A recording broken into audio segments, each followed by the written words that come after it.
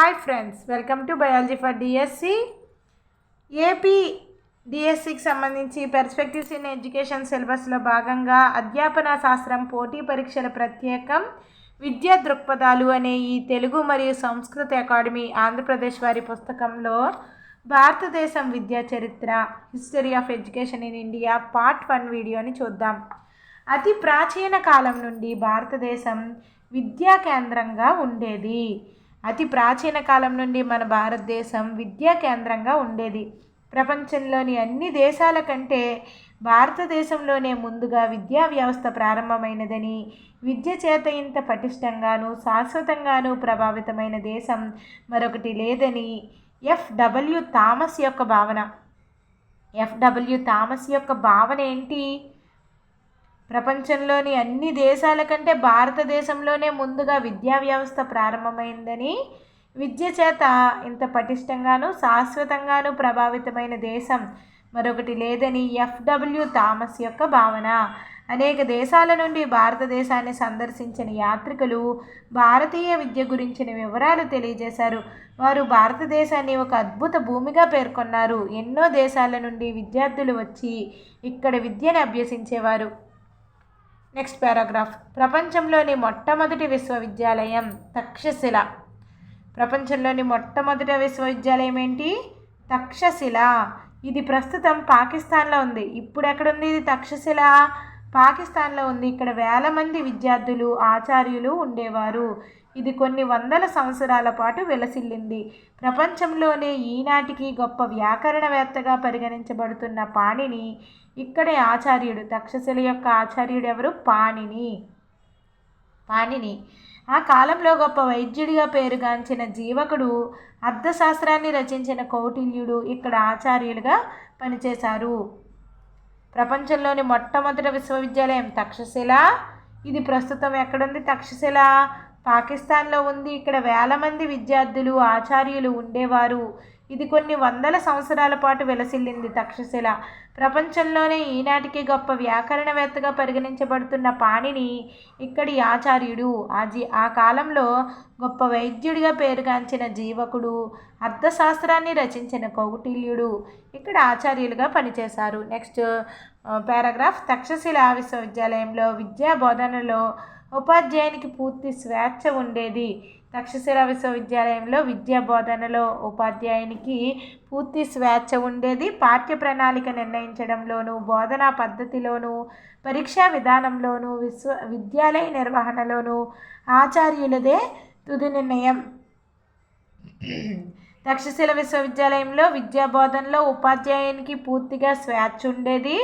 పాఠ్య ప్రణాళిక నిర్ణయించడంలో కానీ, బోధనా పద్ధతిలోనూ, పరీక్షా విధానంలోనూ, విద్యాలయ నిర్వహణలోనూ ఆచార్యులదే తుది నిర్ణయం. విద్య వికేంద్రీకృతంగా ఉండేది. విద్య అనేది ఎలా ఉండేది? తక్షశిల విశ్వవిద్యాలయంలో వికేంద్రీకృతంగా ఉండేది. ఆచార్యుడు అత్యంత పవిత్రునిగా, అనుకరణీయునిగా, ఆదర్శవంతునిగా, నిస్వార్థపరునిగా ఉండేవాడు. ఆచార్యుడు విద్యార్థులని కన్న బిడ్డలుగా చూసేవాడు. విద్యార్థి విద్యాలయంలో ప్రవేశించినప్పటి నుండి విద్య పూర్తయ్యే వరకు విద్యాలయంలోనే ఉండేవాడు. దేవాలయాలు కూడా విద్యా కేంద్రాలుగా ఉండేవి. Next paragraph. బీహార్లోని నలంద విశ్వవిద్యాలయం క్రీస్తు శకం 5వ శతాబ్దం నుండి 12వ శతాబ్దం వరకు 700 సంవత్సరాల పాటు విలసిల్లింది. ఈ విశ్వవిద్యాలయానికి పూర్వ వైభవం తీసుకురావడానికి ప్రస్తుత భారత ప్రభుత్వం కృషి చేస్తున్నది. బీహార్లోని ఎక్కడుంది నలంద విశ్వవిద్యాలయం? బీహార్లో ఉంది. బీహార్లోని నలంద విశ్వవిద్యాలయం క్రీస్తు శకం 5వ శతాబ్దం నుండి 12వ శతాబ్దం వరకు 700 సంవత్సరాల పాటు విలసిల్లింది. 5వ శతాబ్దం నుండి 12వ శతాబ్దం వరకు సుమారు 700 సంవత్సరాల పాటు విలసిల్లింది బీహార్లోని నలంద విశ్వవిద్యాలయం.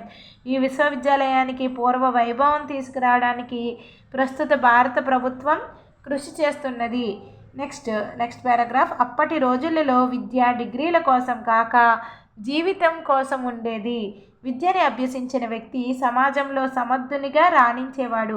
విద్య జీవితం కోసం అనేది ప్రధాన సూత్రం. ఇక్కడ ఇప్పట్లాగా డిగ్రీల గురించి కాదు.